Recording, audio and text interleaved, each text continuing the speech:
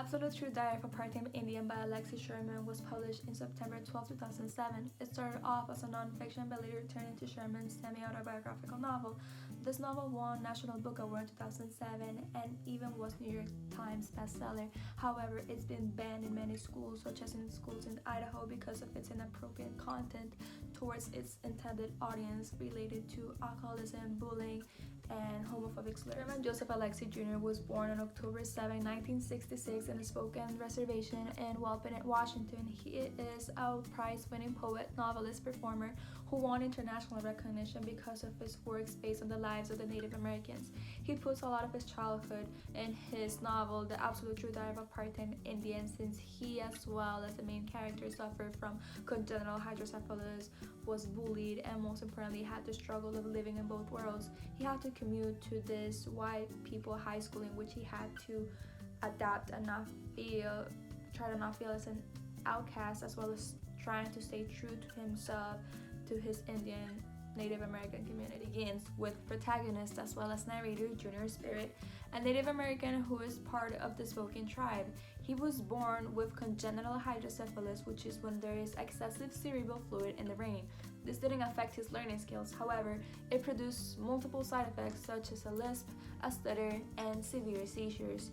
He was bullied because of his looks and his condition by classmates, random people. However, he has his best friend Rowdy, who protects and cares for him. Junior goes to his first day of high school to geometry class taught by Mr. P. They have an encounter which causes Junior to get suspended. Mr. P goes to his house to apologize to Junior as well as to give him some advice. Mr. P suggests Junior to leave the reservation as he tells Junior the story of Junior's sister Mary, how she was a great dedicated student with many aspirations, but the reservation crushed those hopes and aspirations. Junior decides to take the advice and tells his parents that he wants to leave the reservation and go somewhere else. Rowdy's not happy with this, so he decides to no longer be friends with Junior. However, Junior decides to carry on with the decision. Junior decides to go to Reardon High School, which is a high school located in an all-white people town, and this is where the story carries on and develops as it focuses on the process of Junior going to this new environment which he feels alienated like an outcast and having to adapt to it, as well as staying true to himself, being a Native American, part of the community, and feeling as the community feels betrayed by him. Junior Spirit is the example of don't judge a book by its cover. To others, Junior is this weak teenage boy who is very easy to bully him because he's not strong. He suffers his illness, which just makes him look weak. While on the contrary, he's the total opposite.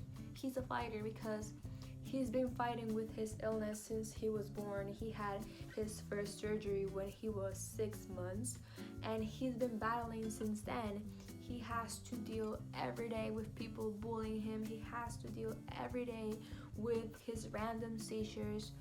And on top of that, not only because of his illness is he a fighter, he's also a fighter because he decides to fight for his dreams and keep his hopes up. He doesn't want to give up like the others on the reservation, and he decides to take action. He decides to leave the reservation and look for a better future. Rowdy, Junior's best friend, grew up in an environment in which his father constantly abused him, which led him to be abusive and impulsive as well.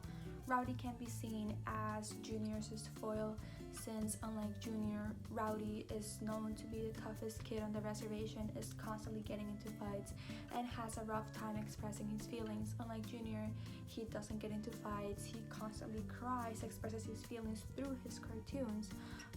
However, Rowdy cares and has a soft spot for Junior. That's why when Junior leaves the reservation, he feels betrayed because he feels like the only person who has been there for him left. Even though Mr. P only appears in the beginning of the story, he's an important character because he influences Junior's trajectory throughout the novel. Mr. Peace Jr.'s geometry teacher that later on confesses to Junior that he was part of the system in which they believed they needed to, quote, kill the Indian in order to save the child. In other words, they needed to forget about their Native American culture in order to become someone great in life. However, Mr. P doesn't feel proud about this. He feels the need to atone himself, so he advises Junior to leave the reservation. He becomes the first adult that believes that Junior can do better. He doesn't want Junior to be sucked by the environment of the reservation in which they feel defeated and settling with what they have. This novel fits in a broader canon of children's literature because it presents themes that previous authors have been avoiding to do, such as the theme of death. It introduces the audience to the perspective of the outside world aside from butterflies, hearts, and rainbows. It also puts the protagonist Junior through the process of grief. He loses family members and he doesn't get his perfect happy ending. However, this text is not appropriate for children because of profanity, the use of F-bombs, alcoholism, child abuse, bullying, which are themes that a child shouldn't be exposed to at an early age. Rather, it's more appropriate for a young adult audience who are able to understand and internalize better the concepts behind this text. Yes, I would definitely recommend reading this novel because I'm more of a TV shows, movie type of person rather than books. And for me, it's really hard to find a book that I actually enjoy because I just don't have reading as a habit like that. But this novel did that. I enjoy reading it. It was fun. This novel is understandable, relatable. It provides cartoons that made me laugh and smirk here and then. So yes, I would definitely recommend reading this novel.